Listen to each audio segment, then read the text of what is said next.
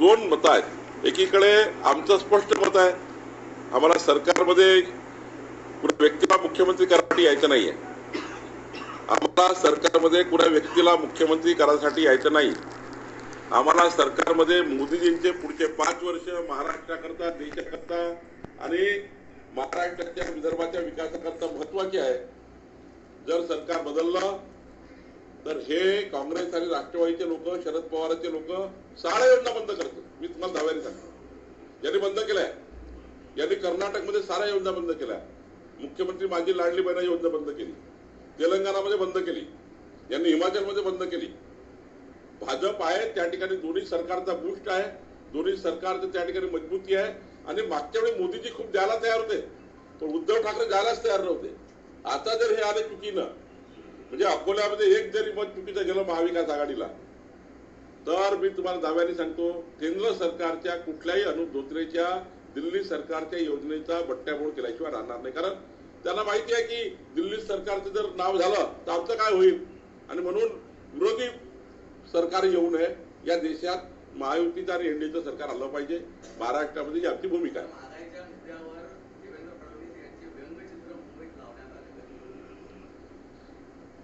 असं आहे की आता त्यांचा विरोधी पक्ष म्हणून त्यांचा तो अधिकार आहे विरोध करायचा, पण महागाईबद्दल जर एक वेगळी चर्चा करू आपण। किती इन्फ्लेशन झालं, किती त्या ठिकाणी परकीय गुंतवणूक आली, कसं कसं देशामध्ये जीडीपी वाढला, कसं कसं 10 वर्षात या देशाला सुरक्षित ठेवण्याचं, जगातली आर्थिक मंदी, मी 50 देशाची तुलना करू शकतो, 50 देशाची, की 50 देशामध्ये आज काय आर्थिक मंदी आहे आणि भारत या परिस्थितीमध्ये कसा टिकून आहे। कोरोना सारख्या महामारीनंतर 140 कोटीचा भारत, विचार करा तुम्ही, विसरून जातो आपण। ज्यावेळा कोरोनाची महामारी आली, 140 कोटीचा भारत आणि जग, म्हणजे जगातल्या संपूर्ण देशाच्या 50% देशाची लोकसंख्या भारतामध्ये आहे। एवढ्या मोठ्या देशाला सांभाळून, एवढ्या मोठ्या देशाला आर्थिक मजबूत ठेवून जगाची कॉम्पिटिशन करणे ही काही लहान गोष्ट नव्हती मित्रांनो। काहीतरी बोलतात ते बोलता येतं आपल्याला, विरोध करता येतं, पण देशाला कोरोना सांभाळून देशाला मजबूत ठेवणे ही काही लहानशी गोष्ट नव्हती।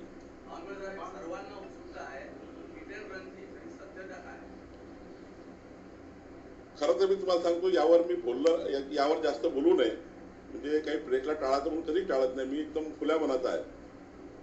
कुठलंही माझं जे काही वक्तव्य आहे त्यातून पोलीस इन्क्वायरीवर प्रेशर येणार नाही। कारण शेवटी एखादी गोष्ट मी बोलली त्यामध्ये पोलिसांना रोज त्या ठिकाणी स्टेटमेंट जातात, आणि मग बावनकुळेची भूमिका समजा खरी कुणी मांडली तरी उद्या विरोधक म्हणतील की आपल्या मुलाला वाचवण्याकरता।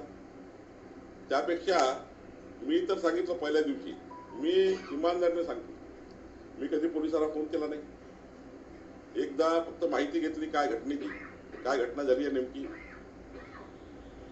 मी गृहमंत्र्याला काही बोललो नाही, त्याविषयी केंद्रीय गृहमंत्री होते, राज्याचे गृहमंत्री दिवसभर माझ्यासोबत होते।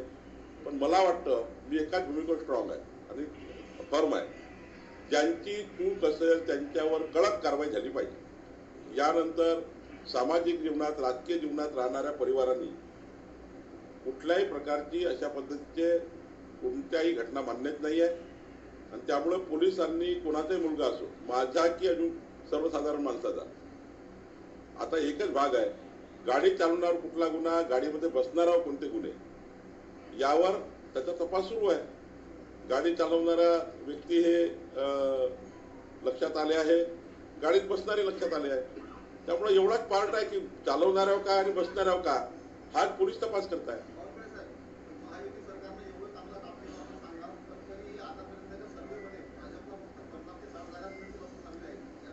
हा जनतेचा सर्वे नाही आहे, हा सर्वे मनाचं समाधान करून घेणारा आहे।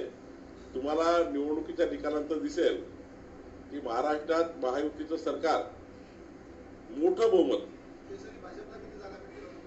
बघा दावा करणे चुकीचं आहे, मी दाव्याला मान्य करत नाही। अजून चांगलं काम करता येईल त्या महिन्याभरात, म्हणजे बता दिया पूरे बहुमत के साथ आ रहे। और दूसरा, हमको किसानों का प्रश्न है, सोयाबीन का है। जैसा हमने मुख्यमंत्री माझी लाडली बहन योजना का एक अच्छा काम किया है, किसानों को सोयाबीन के भाव है, सोयाबीन की खरीदी है, इसके पर क्या काम करना पड़ेगा। और अनेक मुद्दे हैं महाराष्ट्र में, कपास का मुद्दा है, कपास के मुद्दे पे काम करना पड़ेगा, सोयाबीन के ऊपर काम करना पड़ेगा, सोयाबीन की वक्त क्यों खरीदी हो जाए, सोयाबीन का अच्छा रेट मिल जाए, किसानों की भावना है। तो इसलिए याकरता आम्ही योग्य पद्धतीने केंद्र सरकारला विनंती केली आहे की वेळेत खरेदी करणे, मोठा वेळ देणे खरेदी करायला, त्या ठिकाणी कोणत्याही प्रकारचे मधात ठेकेदार घुसणार नाही, सोयाबीन खरेदीमध्ये याची काळजी घेणे आणि योग्य भाव शेतकऱ्याला देणे ही भूमिका घेतली।